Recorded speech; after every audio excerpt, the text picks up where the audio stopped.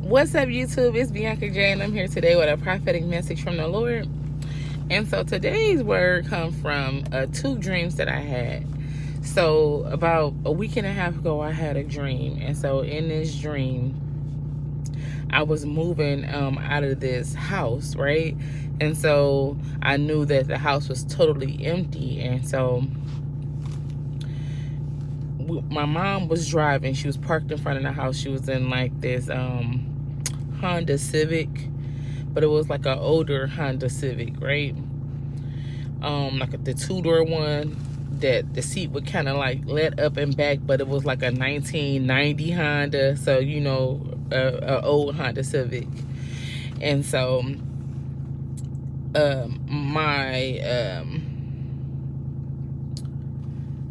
daughter's father, he comes to the car and he says that I'm not leaving.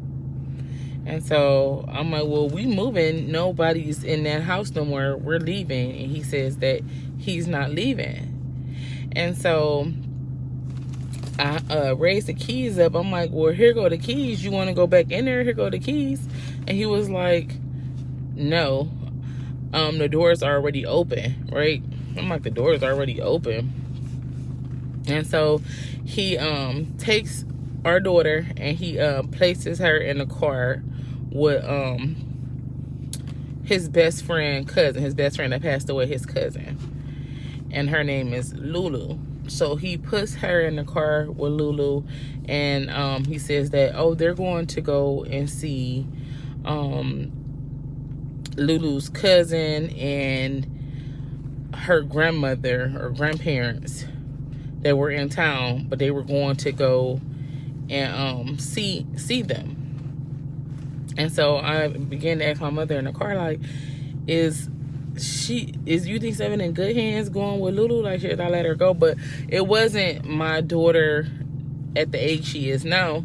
It was at the age she was when she was 1. Okay, and so my mother was like, yeah, she's in good hands. She's in good hands with Lulu. And so I go ahead and let her go with Lulu, and me and my mother, we leave, and my daughter's father, he walks back in the house. And I'm like, this house is pitch black. Why are you walking back in here? And like, the lights are off. It's dark. Like, we're leaving, we're moving. There's nothing in this house. Why are you going back in there? Okay, and so then after me and my mother, we pull up to my grandmother's house. And so outside of my grandmother's house, it was this huge yellow moving truck. I mean, this yellow truck was huge, like the Penske trucks, but it was bigger, like a moving truck, right? And so, I mean, a Penske truck is a moving truck, but like, when I'm thinking of moving truck, I guess I should say like the ones that the furniture company use when they have, you know, a lot of loads for the day. So it was even bigger than that Penske truck. And so when we get out, the back door is raised up, right? It's lifted up. And so we go ahead and walk in the house, but I can see my cousin, Sawana. I can see her sitting in the car, and she had just got her a new Kia, right? She's sitting in the car and she's like taking a selfie, but with the phone hilt like this, I can see on her screen how she's getting a picture through the back window, but it was like taking a picture of the sky, and it was nighttime, right? Like, I'm like, she's taking a picture of the sky, but making it look like she's taking a selfie. And so when I go in, it's a party. It's a party, and I'm like, okay, so who birthday is this? Is they celebrating because we're moving in a moving truck outside, or who birthday is it? And so they said that it was my cousin's birthday. And so I proceed to go up the steps, and when I get up the stairs, my cousin, someone who was in the car taking pictures of the sky through the back window, she's upstairs and she's looking out of the window taking pictures of the moving truck. And I'm like, so she monitoring me? Like, she monitoring the move? Like a monitoring spirit. Okay, and so when I get on Facebook, I go on Facebook and I can see that she had posted her new car, said that she got her new car. And then she posted another picture of the moving truck saying that she was moving. And I'm like, but she's not moving. She did get a new car, but she's not moving. Why is she posting this on Facebook, acting like she doing these things after she just sat right here and watched me? And then she had a picture of the dark sky too, right? So meaning monitoring spirit, like a monitoring spirit, right? That part, well, that's darkness, right? She was taking pictures of the darkness, and so that's like darkness coming against the move, right? And so then, okay, so I wanted to share that dream because it goes with this dream. So the second dream I had last night, and so as I was spending time with the Lord, he began to tell me that these two dreams went together. And so in this dream, my daughter's father, he's driving a black GMC Terran truck, right? And so I'm in the back, and so I remember thinking, like, who is this sitting next to me? Because the person never said nothing. And I was like, oh, this is his best friend, right? I began to say his best friend name, and I'm like, okay, he passed away. But so I'm knowing that the person that was in the back was his best friend that was deceased now, but he was an angel, right? But he was in the back seat, and then I was in the back seat. And so he was driving the car. My daughter's father was driving the car, and then his girlfriend, she was sitting on the passenger side. And so she's sitting on the passenger side. And so my bad, I had to cut the car off. And so she's sitting on the passenger side. And so we were leaving a comedy show, but somehow we ended up coming through like this body shop, like an auto body shop parking lot. And so as he's turning to like come around, and there's another car coming this way, he slams into the driver door of this white truck. It was like a white pickup truck with black trim. And you know how those, I don't know if this is a Chevy truck or what, because it had TRX on the like the bed of the truck, right, where the long part of the truck, the bed. And so on the side of the receipt, it said TRX. I want to say it's a Chevy. I hope I'm saying the right manufacturer of that pickup truck. And so immediately he backs up after he hits the all white pickup truck with the black trim.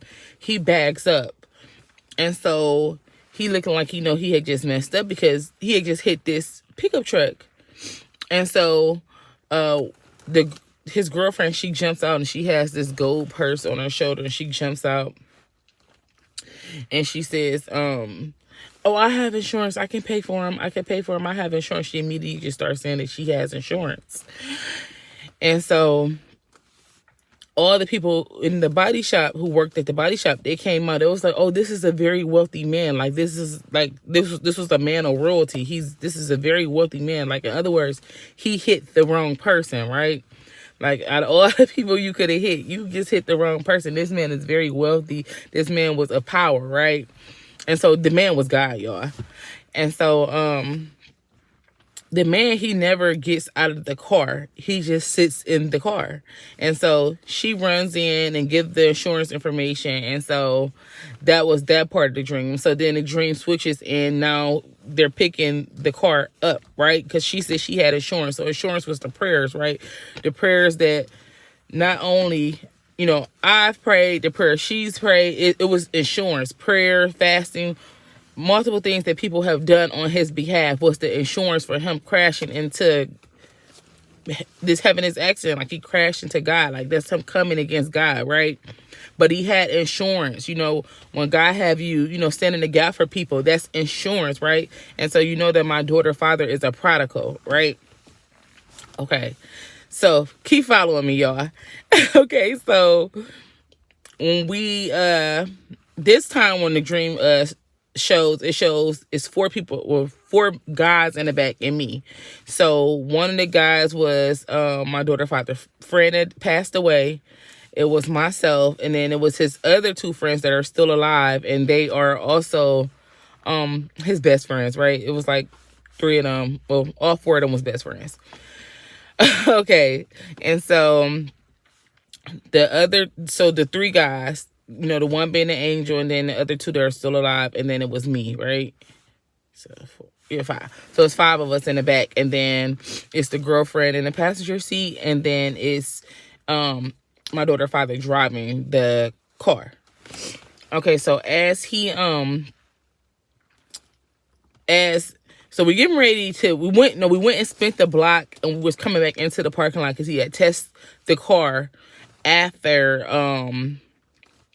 it had been fixed, right? He spent it around a block, and so we're pulling back in, and as we're pulling in, the garage door opens up to the body shop, and so the white pickup that was just repaired, right? The all white pickup with the black trim that God was driving, that was God and driving that pickup. He pulls out very slowly, and he literally slams into the pickup. And I'm like, what?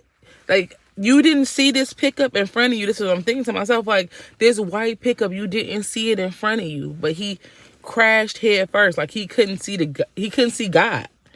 He crashed right into it. He was in that black pickup, right? He was riding in darkness. And so when he crashes, it was a hard crash, and it was a sunroof to that GMC Terran pickup truck.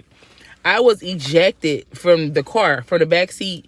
It was 5 of us back there, but I was the only one who was ejected through the sunroof, and I landed in the bed of the truck.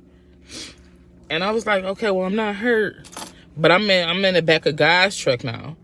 And so in the corner, it was this stack of money, right? But at first I was like, what is this, like $500,000? Like, they said that he was a very wealthy man, right? Guy, right? I'm like, he just got the money back here. Like, he can just blow out. He just really didn't care about the money that was in the back of that pickup truck. It was just sitting there to the side.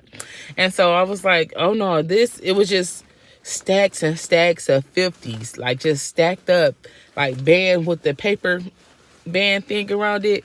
I'm like, oh no, this is a few million. But it was just sitting to the side, stacked up, and like, he wasn't worried about it at all, right? Remember, he's a very wealthy man. He wasn't worried about it at all. And so I get out of the flatbed because I'm like, okay. I'll go back and tell y'all what that money meant too. I get out of the flatbed and I go inside of the body shop, right? And so the guy in there, he asks him, well, when the adjusters come to see about the repairs, who do I call? And so then I was like, well, it ain't me, because I'm not his wife anymore. It's not me, right? I don't know who y'all gonna call. It ain't me. And so I'm looking around trying to figure out, where is his girlfriend? Like, she's the one who has the insurance. And so I get to thinking, like, oh, they're gonna throw her out. They're going to throw her out of her insurance. And so she, like, ran, right? Like, she was nowhere to be found. She took off, like, because she realizing now that she's getting ready to be thrown out of her own insurance, right? For him steady crashing into God, steady crashing into this pickup. And so she was going to be thrown out her own insurance policy.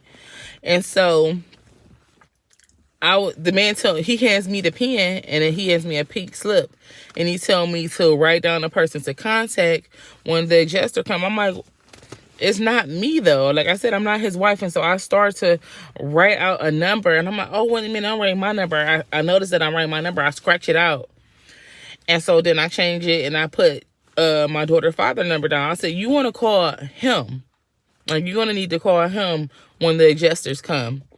When the insurance company come out, you're going to need to call him, because it was no longer on me, right? And I remember in a dream thinking, like, oh my goodness, he's going to do her just like how he did me, right? He's a prodigal. He's about to take his girlfriend. When they first crashed, I was like, he's about to take his girlfriend through the same stuff he took me through. And she was so willing and to help him, to jump out and help him. And I'm thinking, like, that's the wrong thing to do. Like, you're about to go through it. And so when he crashed the second time, she was nowhere to be found. Like, she took off. Like, it was causing her to lose, right? And she was getting thrown out of her own insurance policy because she was trying to see about him, the prodigal. And so those, his 4 friends that was in the back, remember, one is an angel, representing those people who have been trying to help him, who have been there for him, right? So the 4 guys in the back, me, and then there was the girlfriend that was in the front. But he's still riding in darkness, right? Just like he wanted to go back into that dark house. And so the dark house that we were telling him not to go back in, because we were moving, like, the lights is turned off in here, no one lives here, why are you going back in there? And he said the door was already open, right? He didn't need the keys that I was trying to hand him. The keys that I held up, it had a chirper on there and 3 gold keys. He didn't want those keys. He said, no, the door is already open. And he walked back into that house of darkness, right? And so as him walking into that house of darkness, remember, he said the door was already open. So he has a door, the prodigal has a door open to darkness, right? And he's willingly walking in it, right? And so my daughter's father had on black gloves, means whatever he's touching, it has to do with darkness, right? He had darkness on his hands. He had on black gloves, a black wool top coat. His shirt was white, but his pants was black. The only thing that was white was that white button-up shirt that he had tucked in to his black pants, right? And so that was representing that his soul, his spirit belongs to God, but he's walking in darkness. He's a prodigal, right?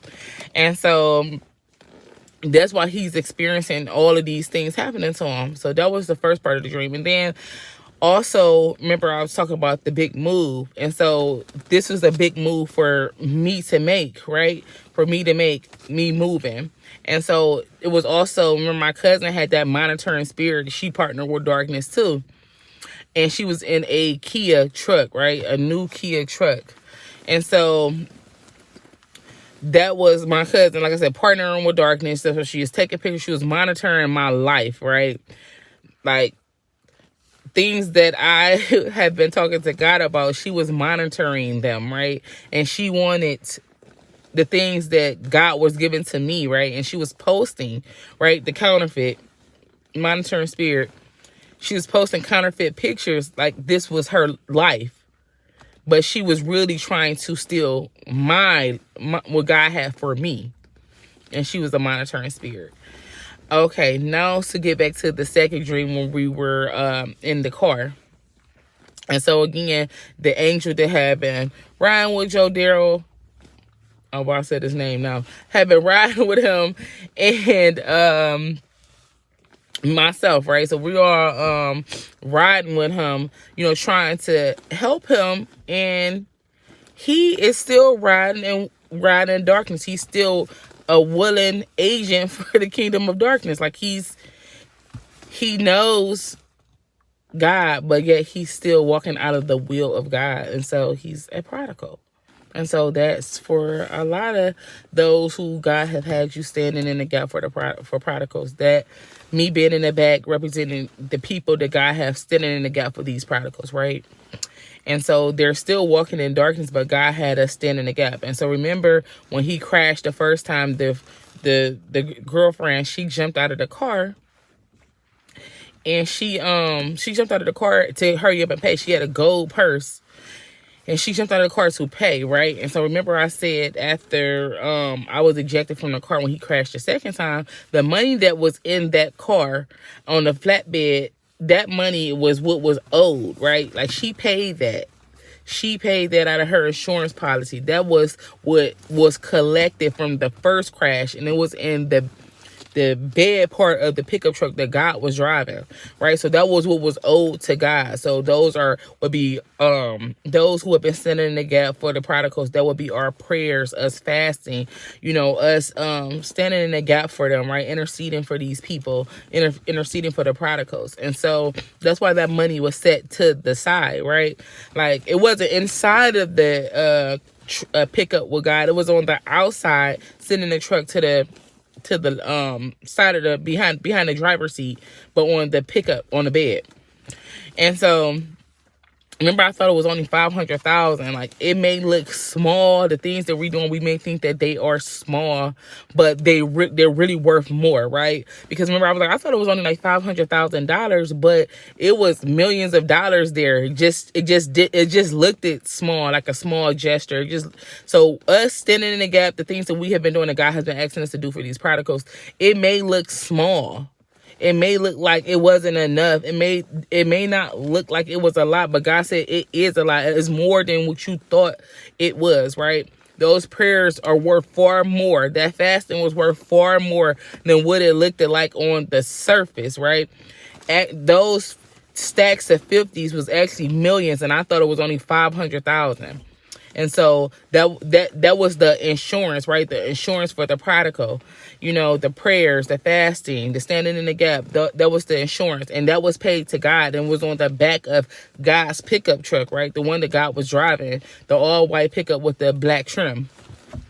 And so remember, I got out of the that I was ejected, right? Remember, I was ejected and I landed into the pickup truck. And so the ejection was God removing me, right? When you're ejected, like you would hit eject on your VCR back in the day and the tape would shoot out, right? It's to be pulled out quickly, right? To be pushed out quickly, to be removed in a fast motion, right? And so I was ejected from, standing in the gap for him. Like, that was God saying, for a lot of us who have been standing in the gap, that was enough. That was enough insurance, and now you're being put out, right? God is pulling you out. You're being ejected from that position. No longer do you have to stand in the gap. I was literally ejected and threw out of the sunroof to the flatbed, to God's flatbed, because God said that was enough. You have done enough, and they're willingly riding in darkness, willingly walking in darkness, and God is right here in front of their face. They can see God right here in front of their face, and they're still willingly walking in darkness, right? Like that white pickup truck, both times when he crashed into the pickup truck, it couldn't be missed. Like, how do you keep steady hitting this white pickup truck? You steady hitting God. Like, the attacks that they send against you, they're really attacking against God, right? You know how you be like, God, how am I, I'm doing X, Y, and Z, what you're telling me to do for this person, and they're still coming at me crazy. They're still talking to me crazy. They still doing X, Y, and Z. And God was like, no, they didn't hit you. They hit me. But what I had you doing, you were standing in the gap. You were the insurance. You was the insurance that they'll be saved, right? You was the insurance that it wouldn't overtake them. You was the insurance that they wouldn't fall and couldn't get back up. You was the insurance that they didn't die. Those prayers, your fasting was the insurance policy that is saving their lives. So although they're coming up against you, God said, oh no, they're not hitting you. They're hitting me. Remember, he kept crashing into God. Just kept crashing into him right here in front of his face. He still was hitting the pickup truck twice. And so this time, remember, the girlfriend was nowhere to be found the second time. And it was like, who should the adjusters call? And I was like, well, I'm not his wife no more, so you're going to have to call him. The girlfriend is nowhere to be found. She left. She nowhere in the picture. She gone. So those prayers and that assurance he had with that, she gone. She done with that. And then remember, I was ejected from the car. So I'm out of it too. So I'm like, well, it's on him. But remember, it was a pink slip. Pink meaning love, intimacy, like love, a romantic love. And so what the Lord was saying by this part was that he's about to work on these prodigals. Remember, I said he had to call him. The adjusters needed to call him this time. Don't call nobody else but him. And it was on a pink slip where I had to write his phone number down for them to be able to reach him about the repairs. And so the Lord is getting ready to repair these prodigals, right? These prodigals who just keep crashing into God, just keep slamming into God. They see God, but they still hitting God, right? They know God, but they're still crashing into him. They know what God is trying to do, but they're still walking in darkness. They're still riding in darkness. They're still entering in. They still carry. Remember, he walked into that dark house. They're still carrying darkness in their heart. They had a door open to darkness, and their hearts are dark. And so the Lord, the jesters, remember, we was at an auto body shop. We was at a body shop. They're getting ready to repair the heart. That's why I was on the pink slip. He's getting ready to learn self-love and have an intimate relationship with God. To learn to not only love himself, but to love God. Have an intimate relationship with God. And to have self-love. So God is finna to adjust the heart. He's finna to work on the heart. He's finna to change the heart. That's why the adjusters could only call him. So this is a work that's being done by God's hand, right? God is doing this. And so that's the end of this word, you all. I pray this word blessed you. I knew I had to get on here early to deliver this word, because when God was giving it to me, I said, woo, God, this is a word. This is the word. And so how he brought both of those dreams together. And so I just wanted to be obedient and make sure I got this word to you all early, because it was a word. So remember, the Lord is working on the prodigals. He's working on their heart. They're getting ready to have an intimate relationship with God. They're getting ready to find self-love for themselves, because somewhere along the way they lost it. And God is getting ready to adjust the heart, repair the heart. And so this is a job for just them and the adjusters. This is the job for just the prodigal and God, the prodigal and Jesus. So this will be done by God's hand.